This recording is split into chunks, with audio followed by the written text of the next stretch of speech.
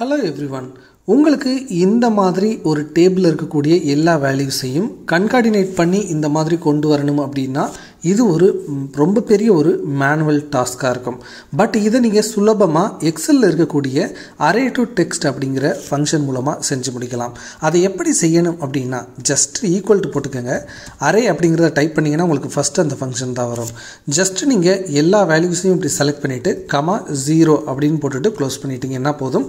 உங்களுக்கு எல்லா வேல்யூஸுமே வந்து பார்த்தீங்கன்னா இந்த மாதிரி கமா போட்டு கன்கார்டினேட் ஆயிரும். ஜஸ்ட் இதை நீங்கள் வேல்யூஸாக பேஸ்ட் பண்ணி நீங்கள் யூஸ் பண்ணிக்க முடியும்.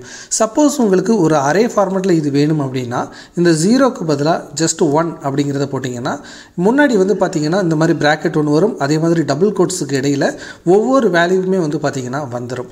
ஸோ உங்களுக்கு தேவைப்படுற விதத்தில் நீங்கள் இந்த ஃபங்க்ஷனை யூஸ் பண்ணிக்கலாம்.